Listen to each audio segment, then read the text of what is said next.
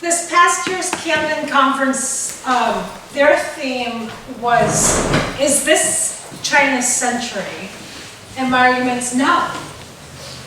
That the 19th century was China's century. So tonight I'm wearing the beautiful Chinese necklace my grandmother brought back. So it's all about souvenirs from early on, whether it's authentic or not. That's where she said she got it. So I'm super really good. I'm the curator here at the museum. I've been here 9 years. We've got an amazing collection of China trade objects.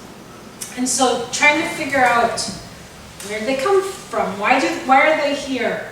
Why did they come to Searsport, Maine? And so the photographs and the objects that you see in this slideshow, for the most part, come from our collection.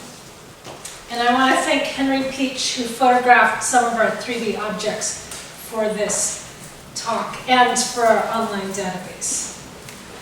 So we'll talk about, during this time, how strong was the West's commitment to the alliances, treaties, and rules?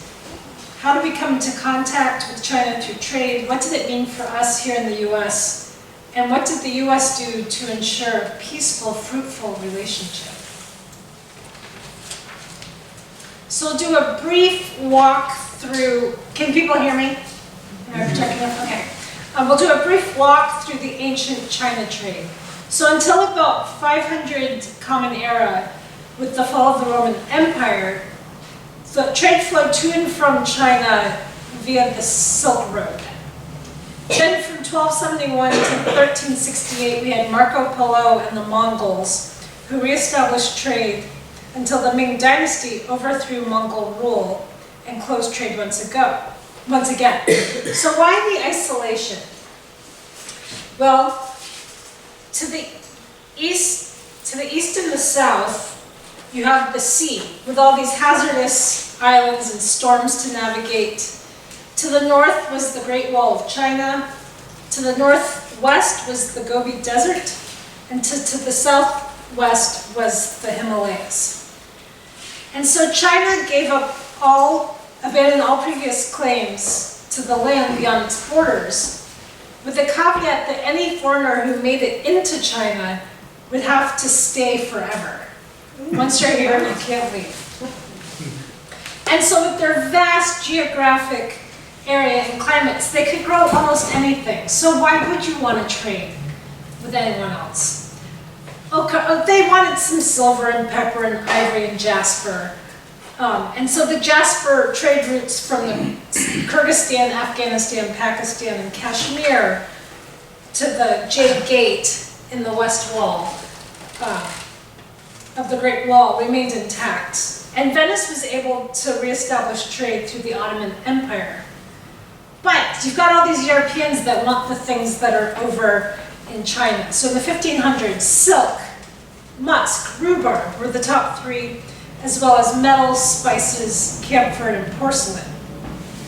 And so everyone was searching for the new trade route to the Far East if you weren't Venetian.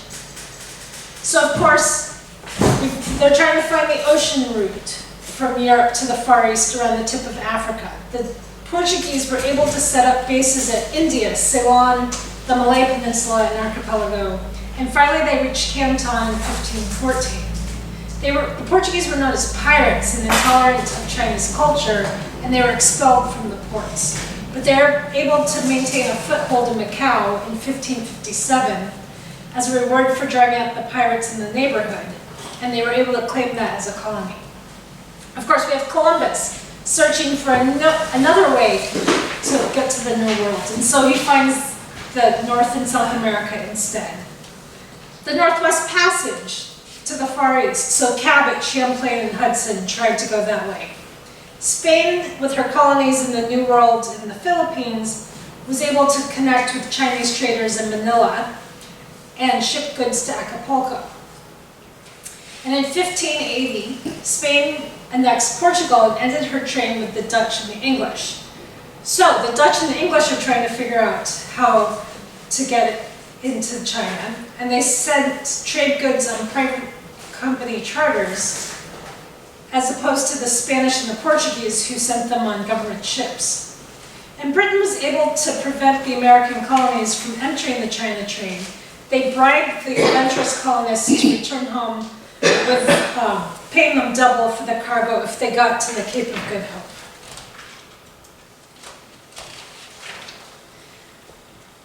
So how do you maintain control of this vast empire? The Chinese emperor had very strict laws. There was a big fear of conquest and influence from foreign powers. So foreign relations were highly restricted. Only Chinese could get a special permit. Only a Chinese with a special permit could trade with foreigners. And foreign ships who arrived without a permit could be sunk by the port authorities. There was a deep suspicion of the Europeans who were from unknown countries, with unknown motives and credentials, and it wasn't helped by the behavior of their countrymen who, trading and disobeying the local customs. Ambassadors from kings from other countries were well received, but they were seen as a tribute. Gifts were not seen as compliments from friends and equals, but tributes of their subjects to the Chinese emperor. And so to approach the emperor's throne, you had to kowtow, if you were permitted an audience at all. But the Chinese did send back some gifts with the envoys, so there was a little bit of trade back and forth.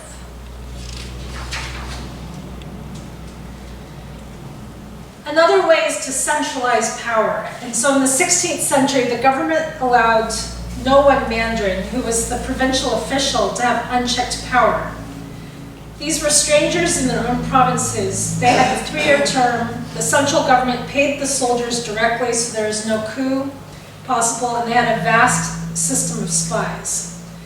The emperor was the legislator, the judiciary, and the executive. From 1780 to the 90s, Macau, foreign ships could receive official permission to enter Chinese waters from a Mandarin who issued a chop or a permit. And the ships hired a Chinese assistant to help with interpreting with the Chinese officials, merchants, tradesmen, and servants. It was forbidden for the Chinese to teach their language to a foreigner, and few Chinese bothered to learn a foreign tongue. The assistants also arranged for riverboats and supplies for the ship's officers and men. So China was a feudal agrarian society. Merchants were held in the lowest esteem, and it was basically a society of landowners and serfs, with a few patricians who owned large estates, and some landed classes who were scholars or artists. The rest were serfs working the land, who had been driven off their farms by high taxes and crop failures. Again, commerce and trade were of little importance because China already had the best food, which was rice, the best drink, tea, and the best textiles, silk.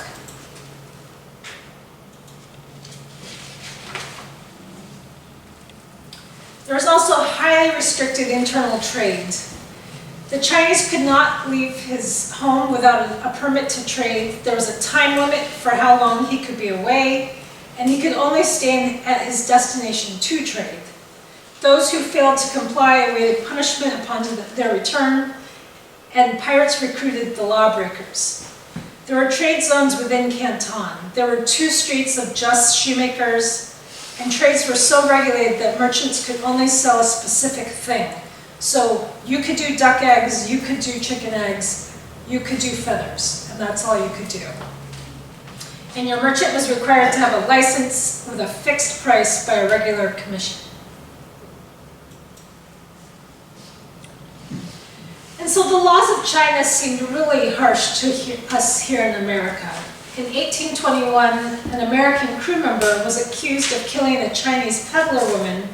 When he threw something to her, she fell overboard and drowned. Chinese law demanded that he be killed as punishment for the crime. His captain refused to hand him over, so the Chinese suspended all trade with American ships and firms, and the Americans handed over the seaman who was strangled. Add to that, the cargo was illegal opium, and the ship was ordered out of port. So what the Chinese devised was the Canton system. So these Westerners want to come in and trade, so you only open up one port for them to come to. In 1757, there was an imperial edict that limited foreign trade to Canton, and it was restricted to just a section of the waterfront with these row of factories called hongs, these white buildings, all outside the city walls. There were 13 kohan, or merchants, who belonged to an officially authorized guild. These Hong merchants had the privilege of trading with the Westerners and could be taxed with additional sums for that privilege, causing the Westerners to experience higher prices for tea and other trade goods. This monopoly of Chinese merchants was responsible for the foreign merchants, they were responsible for the merchants' behavior and financial stability of their clients. There was a curfew each night that cleared the foreigners from the city streets.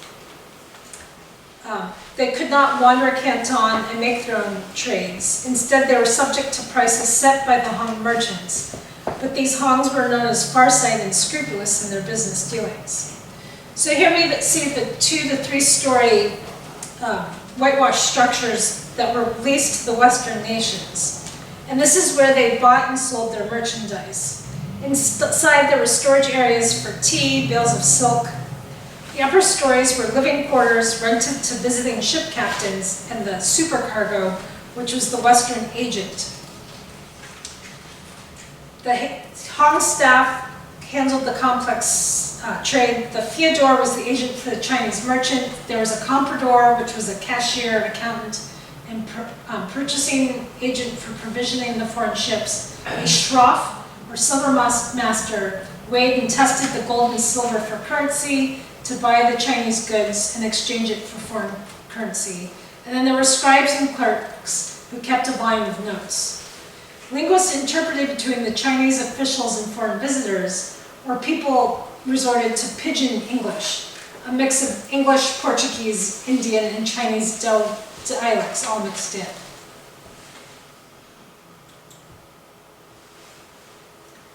So foreign traders could only remain in Canton for the duration of unloading, loading, and disposing of cargoes. Otherwise, they had to retire down to Macau. But a trading company representative could stay in residence in Canton. The Chinese pilots guided the ships up the Pearl River, 80 miles from Macau to the outskirts of Canton, where he stood by the helmsman and barked barely understandable English phrases at him. But the captain was able to anchor his own ship. They had to stay 12 miles outside of the city. So here we have Pagoda Island, which was the anchorage for them. And it's Whampoa here, and that's downtown Canton. So everything was taken off the hongs, put on these lighters, and sent upriver for 12 miles. The crew had to stay on board the ship, but the captain and the supercargo could take another lighter up to Canton to do the negotiating and the trade. A chief Chinese customs inspector measured the ship, imposed direct taxes on the vessel, and its cargo was paid to the Chinese emperor's treasury before any cargo could go ashore. And he was given little gifts called kamsha, watches, clocks, musical snuff boxes, perfumes.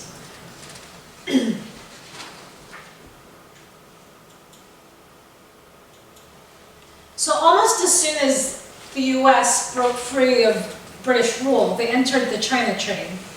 The Empress of China, who'd been a privateer during the American Revolution, was refitted for commercial trading. And she left New York in 1784, just a month after signing the Treaty of Peace with England. Therefore, New York was connected to Canton by going around the Cape of Good Hope and Java Head. That first cargo was furs, woolen garments, cotton, lead, foodstuffs, and ginseng. And they loaded teas and souvenirs as ballast to sail home around the Cape Horn to New York. They were soon followed by the Philadelphia, Boston, New Haven, New Bedford, and Baltimore. Boston sent the first China trade ship around Cape Horn in 1788, and it cruised the Pacific Northwest for furs. The Americans also gathered goods from the Europe, the Shetland Islands, the Pacific Northwest, the South Seas, and traded them in China for luxuries needed at home.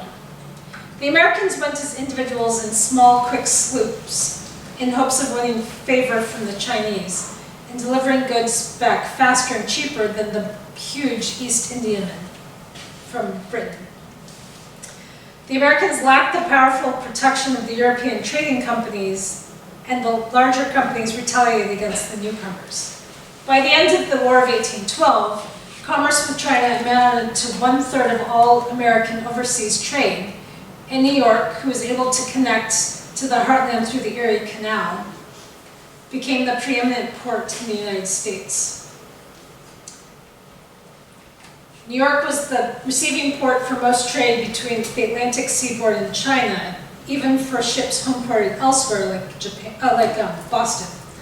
The War of 1812 made furs difficult to obtain and costly, and this is why U.S. wanted to get more land up in Canada. That's why we fought over all those borders.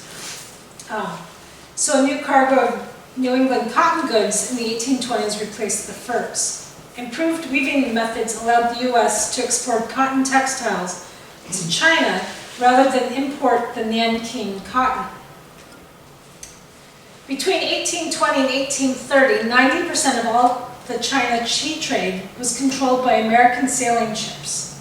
The China trade provided an outlet for the American farming and industries, incentives for shipbuilding, mining, canal building, and railroad construction, and always kept us looking west, that manifest destiny.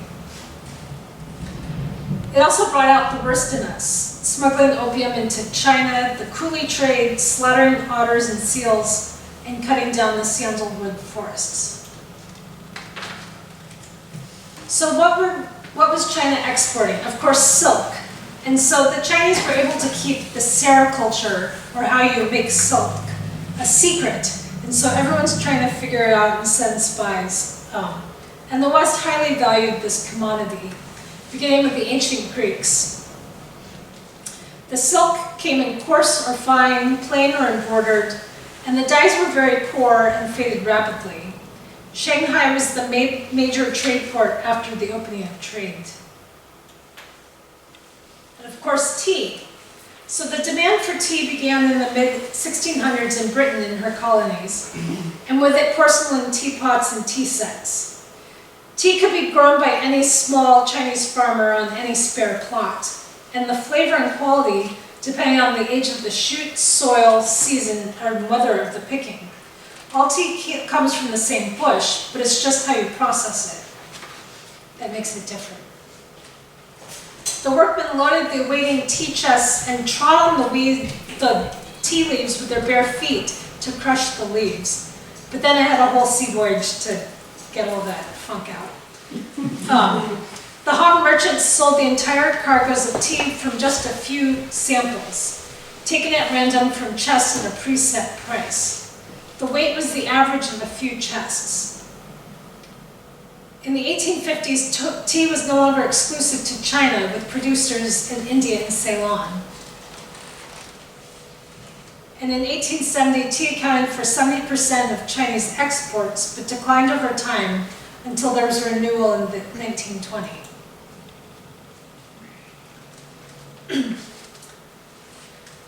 The Chinese trade porcelain came home as souvenirs for family members, serving as ballast for the tea.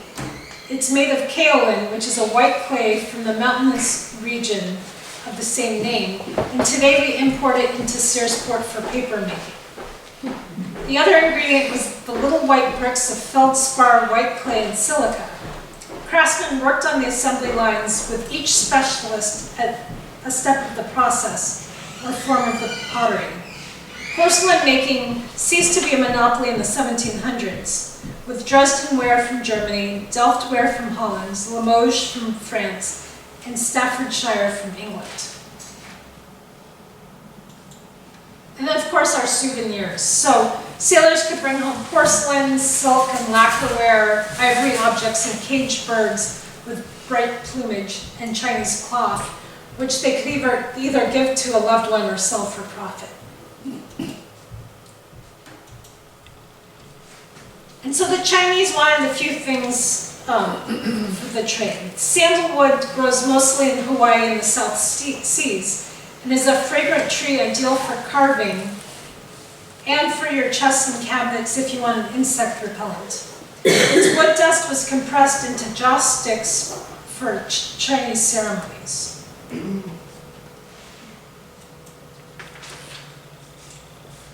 There are two species of ginseng, one that's native to Manchuria and Korea, and the other from the cool woodlands of the Atlantic seaboard from Canada to Florida. The Chinese used it as a medicine and a tonic. It was known as a cure-all with miraculous healing properties that restored youth and vigor and deferred old age. It was called the dose of immortality. In the latter part of the 19th century, Americans exported kerosene, also called case oil or illuminating oil, to China, Japan, and India. Kerosene was first refined in about 1850 from asphalt and shale extracts. After the 1859 oil wells in Pennsylvania, those became the primary source. Kerosene was safer and cheaper than petroleum oil as a fuel for lamps. The Standard Oil Company produced cheap lamps and small stoves that contributed to the rapidly expanding Asian market for petroleum products, which by 1890 ranked fourth among all American exports. Kerosene was shipped in square 5-gallon tin cans that could be packed to a wooden case.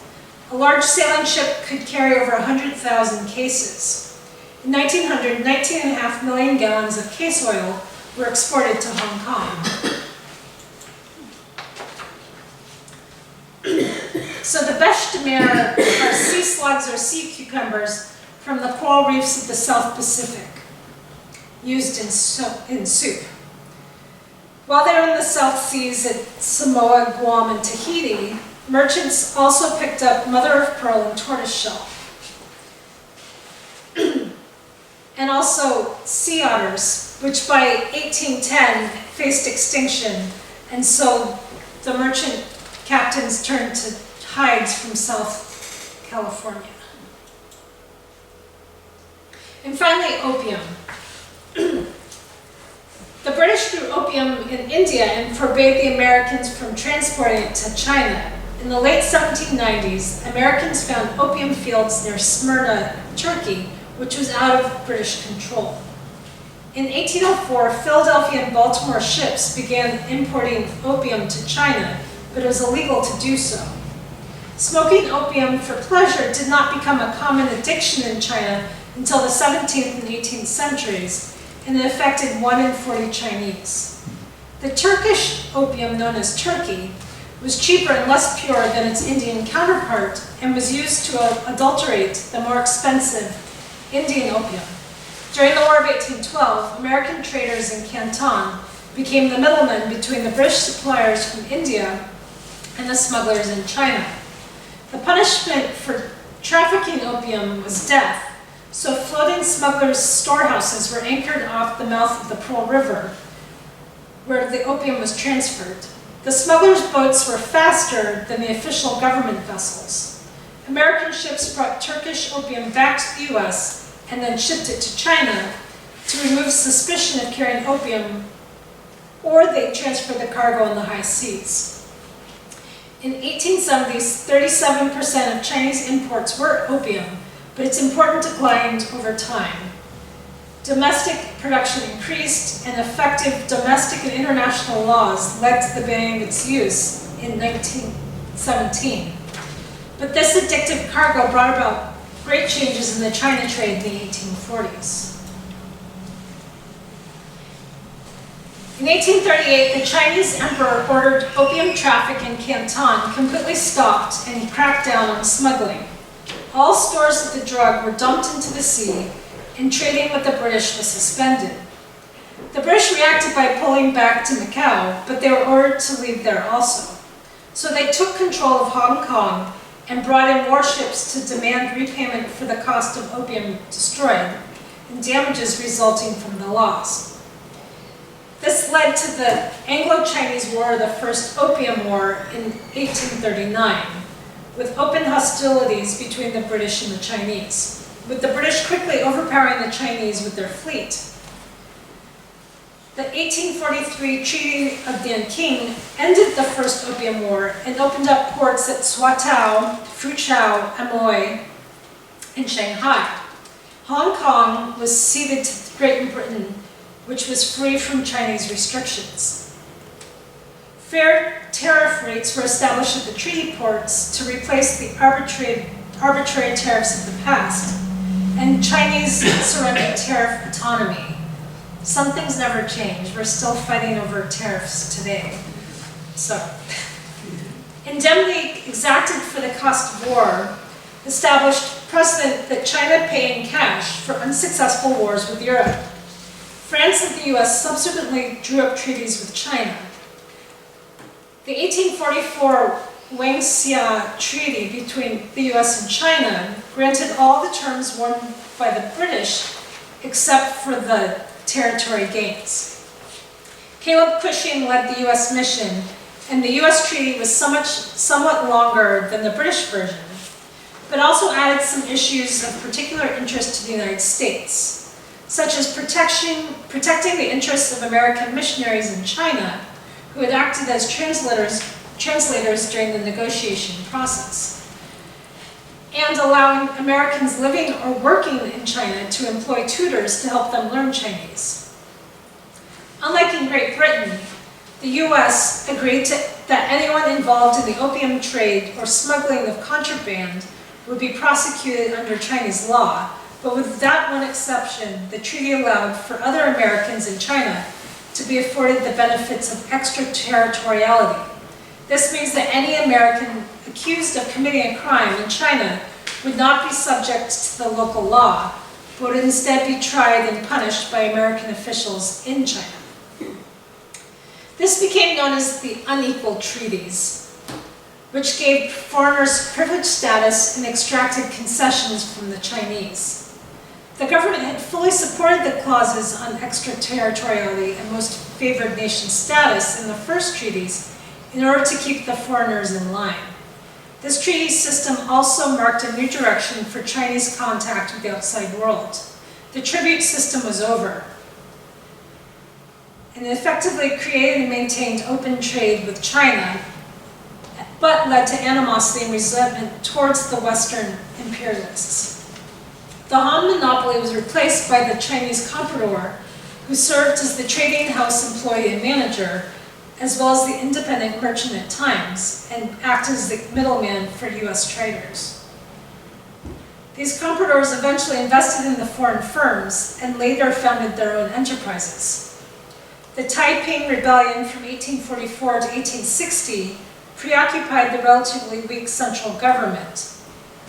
The Chinese Maritime Customs Service, made up of foreign upper-level staff, provided consistent and predictable customs, which replaced the Chinese middleman and clerks of the initial post-Opium War period.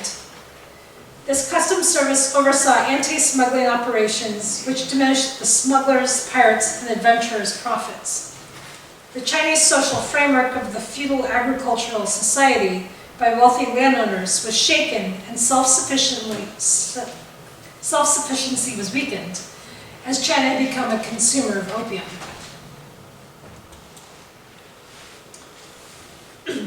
This was also the reign of the clipper ship era from the late 1840s to the early 1860s.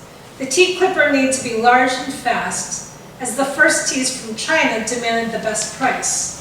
The California gold rush in 1848 and 49 also required speed, with ships continuing on to China to pick up a cargo of tea on the return home. And the China Sea proved to be baffling to these Western sailors. In their logbooks, they often talk about the baffling winds, which made sailing difficult. but they're able to use them to their advantage. The southwest monsoon prevails in the China Sea north of the equator from April to November. And so, during that time, the captain took the eastern passages threading the Malay archipelago. The northeast trade winds held sway in the waters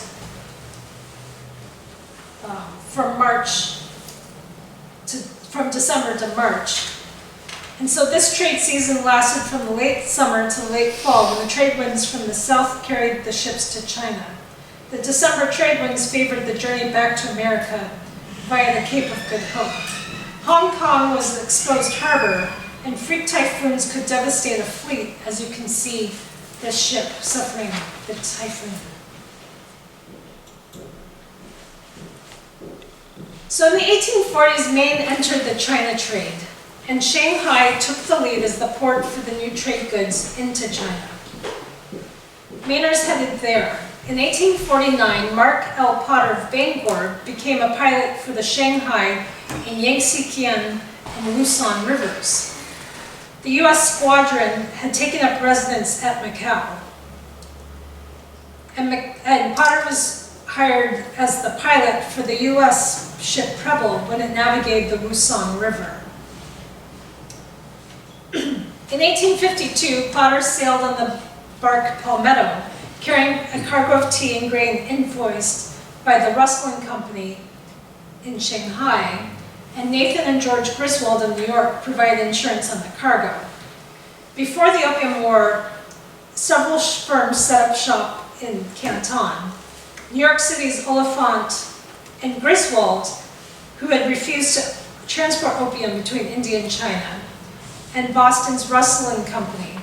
And here you can see the workers over in China from the Rustling Company. Do we know which one is Mark Potter? He's not in this photo, I don't think. Do we know who was in that picture? I could look it up later.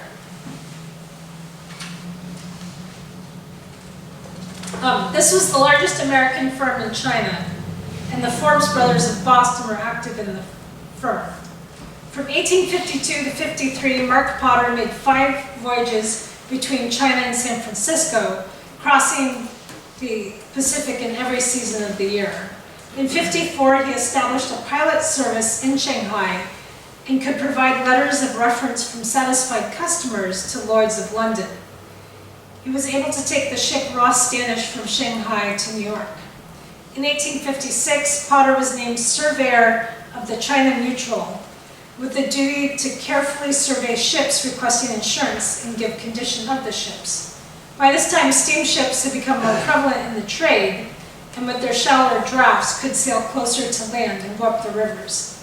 In 57, he was sent by Rustling Company to obtain information about building an 800-ton, 250-horsepower iron screw steamer, make the contract, and commence operations immediately on receiving confirmation from China. In 59, his brother died of consumption in Shanghai, and Mark returned to America and went into partnership with Benjamin and George Lunt of Brooklyn in the ship's Chamaride. In the 1850s, the US and European powers grew increasingly dissatisfied with the terms of their treaties with China and the government's failure to adhere to them. The British forced the issue by attacking the Chinese port cities of Guangzhou and Tianjin in the Second Opium War from 1857 to 1858.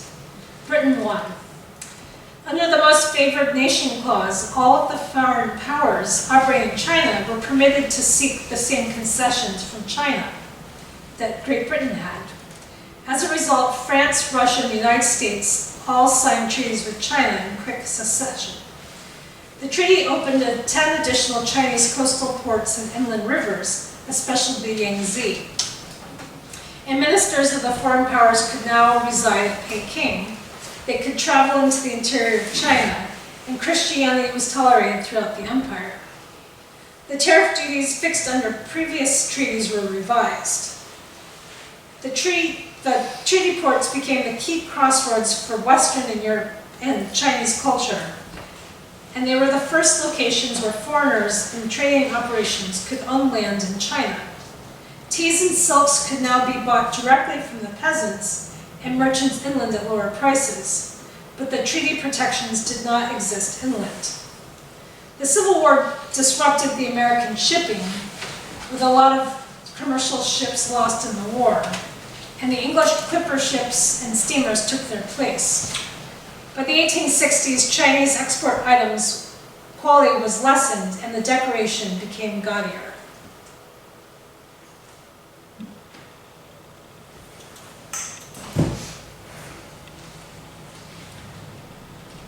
In the 1870s, the introduction of the telegraph reduced the time between orders and transactions, with up-to-date information on market fluctuations and faster credit from the banks. Smaller firms could now compete, and Chinese merchants and compradors could become brokers. The Chinese compradors adopted modern managerial and financial systems and industrialized the country, investing their wealth in steamships, mining, machine manufacturing, and textile mills. The New England origins of the China trade, with the manifest destiny mentality of clipper ship fever, was superseded by banks, telegraph offices, and steamships. China had entered the mainstream world trade. In 1875, steamers and advanced transportation run on an era of tourist travel with cheaply made souvenirs. There continued to be a demand for Chinese-made items, with silks and teas as its basis, with some money in porcelain, ivories, and smaller commodities. Manufacturers fell into two categories: those bought for resale in the West, which were cheaper and of lesser quality, and those specialty items bought by traders and merchants for themselves, to bring back to their families and friends for furnishing a home. These finely made and more expensive goods could not be found back in the United States. Captain Henry Atherton Sterrett of Belfast corresponded with his agents Thayer and Lincoln back in Boston via telegraph and letter. He found the trade lackluster at times and was not committed to going only to China for his cargo. His agents wrote in 1873, "Captain Sterrett, as to future business, shall not decide until we hear of your arrival at Liverpool, and get quotation as to what can be got for different places, and you will please cable after you have arrived, and had time to look around and find yourself quotes from Liverpool to New York, Singapore, Hong Kong, River Valparaiso, Callao, or San Francisco. If, after hearing of your arrival, should decide for ship to go on a long voyage from England, think Hong Kong about the best point, as at Hong Kong, ship is in good position for the Manila business for a freight from Hong Kong to San Francisco, and it is a cheap port. Should you go that way, would of course have remittal, and we think the Vivian metal be the best of metal." Sterrett writes back in 1874, "I have chartered the ship you will see by enclosed charter for Hong Kong. Of course you will advise me at Hong Kong, but as most of the ships seem to be heading for Frisco, I hope you will not charter for there too soon, in case I get a good freight from Manila. Have bought the Vivian metal, but cannot get it on credit without giving up the discount." Later he writes, "I have arrived in Hong Kong, 119 days from Liverpool. It is extremely dull here now. Have not had any offer of a kind. As things look now, I recommend going to Frisco and ballast. So there's nothing to be got in Hong Kong to take back at this time."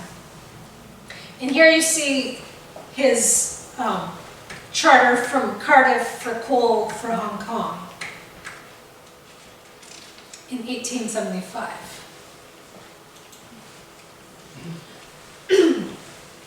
Captain Lincoln Falkert of Searsport entered the China trade in the 1890s. In 1890, he took the barkentine Harvard, carrying case oil from New York to Penang on the Straits of Malacca and on to Singapore.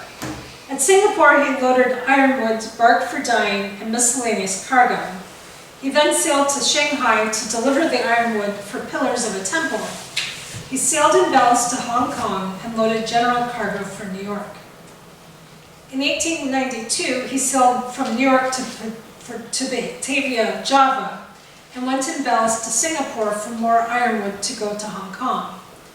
At Hong Kong, he loaded general cargo for Callao, Peru, and in Peru, he loaded nitrate for the ride home.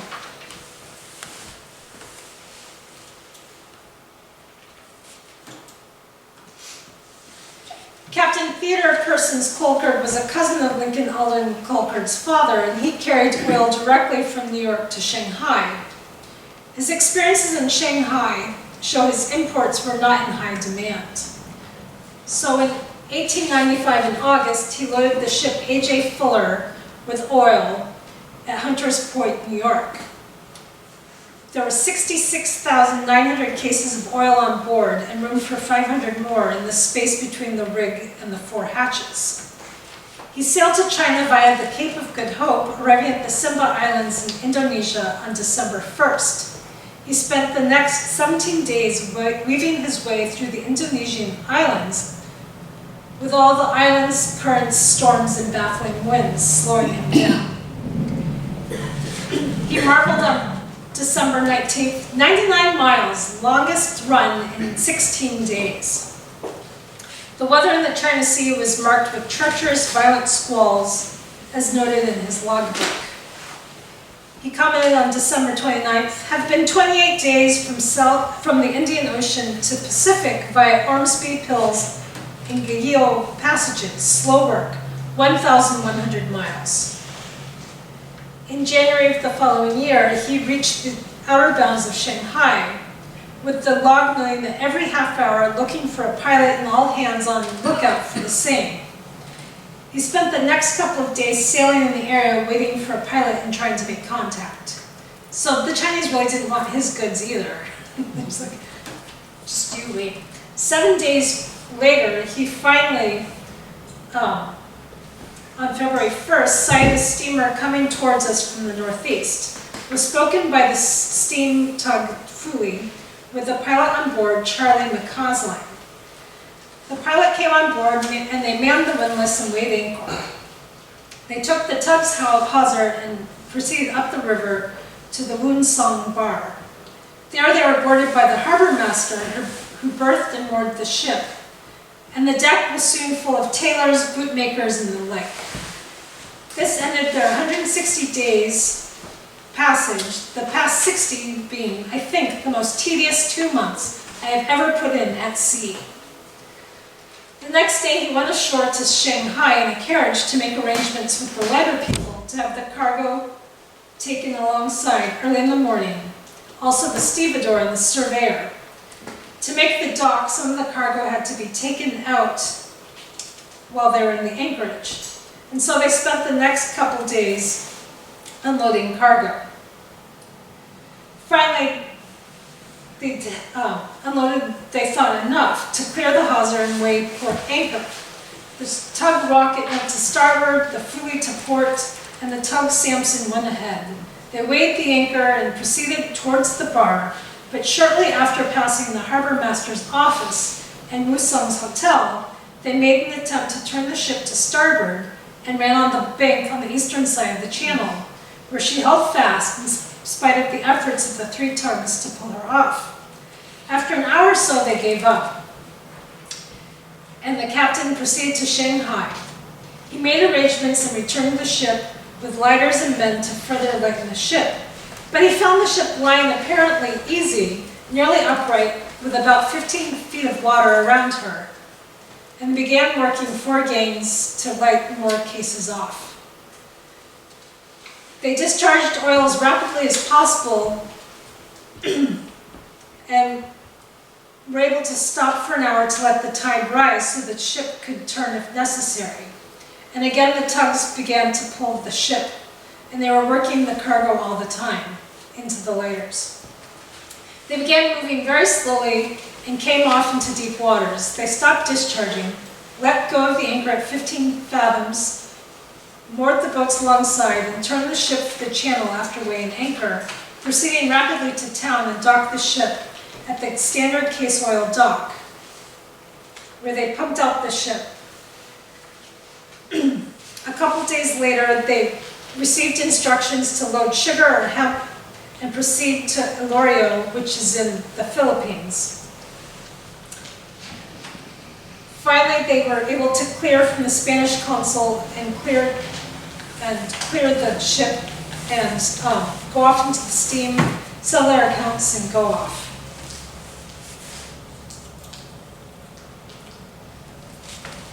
Hong Kong accounted for a quarter of the Chinese imports and export trade as an intermediary. For a trader with limited knowledge of China, Hong Kong as a British colony was more accessible than the newly opened trade ports for imports, but less needed for the exports. Smaller countries tended to go through Hong Kong. In 1899, Captain Lincoln Colquhoun, his wife Jenny, and daughter Joanna sailed for Hong Kong, and Joanna brought along her camera, so you can see some of her pictures. This time they carried case oil from New York, with a return from Hong Kong with tea, fans, and rattan furniture. In Hong Kong, there were numerous ships in the harbor, and the Americans lived on shore. The captains and families visited with each other and took shore excursions. Joanna was often out and about with her friends. Lincoln reflected on the Hong Kong shoreside businesses, who can handle us Americans like children and rob us easily, but left us with the opinion that we are smarter than they are, and they like us as we do them. Sometimes I wonder and think that perhaps I do have friends among them. It helped to have the American Navy nearby, and it changed the local economy. You can't imagine how it has set the Chinamen up in all lines of business, having the American Navy fit out here and leave so much money in this port. After the Manila Bay battle, the Jack Tars came over here and had liberty. They left 60,000 US gold in 1 week. They paid the rickshaw men $1 for a 10-minute ride, and the Europeans since then have had to fight them to get them back to their own rates. These Americans do change things wherever they go. But by 1901, trade looked pretty bad to Lincoln, and he advised his children to find a career outside the American merchant marine. I think all are more or less worried at the way freights have dropped this year, with the prospect of even less next year. They say in 3 years there won't be a sailing ship loaded here for home, that the cargoes will all be carried by steam as they are to San Francisco. This ship will be finished for the trade anyway by that time. And so ended the role of the Maine merchant marine in China. The golden days of the sailing ships was over, and few made the transition to steam. Thank you. Any questions? Yes? It sounds like Lincoln Colquhoun wasn't actually in the China trade that long. Like 10 years? You say 8? Right. I think early on he was going to South America, and his 2 kids were born in the Pacific, but they were doing other trade routes at that time. He was at the tail end of the trade, yep. What was the American role in those opium wars? Did he just stand aside and let the British and the Chinese hang out? Yeah. In both wars, the British were the ones that went to war, and then America reaped the benefits. Yeah, it sounded like they got the same deal at the end. Right. Let them do the dirty work. Did other Searsport captains went to China in the China trade? Yes. A lot of them? A lot. That was the big trade Yeah. route, and so a lot of them were in that trade. These are just the ones we have stories of. But a lot of our ship portraits are in China or Hong Kong. So a lot of different captains did go there. And they're in Yeah, I Hong think my Kong. great-grandfather, let's see, when he had his one ship Wandering Jude, it was almost 10 years, and he made a round trip every year. Right. We have logs and things like that too. And then the Manuel Gueno, Yeah, that's the way he finished. is that portrait in Japan or China? Oh, the one in the, Yeah, that's in Hong Kong, I in believe. Hong Kong. So, yeah. In fact, his legs. So the nickels were in that tree. Did we trade also Japan and Korea? We did. So, the Chlorosephy carver sunk in Hyogo, Japan. She ran into a British merchant ship. My great uncle married a girl from Korea. Right. Yeah.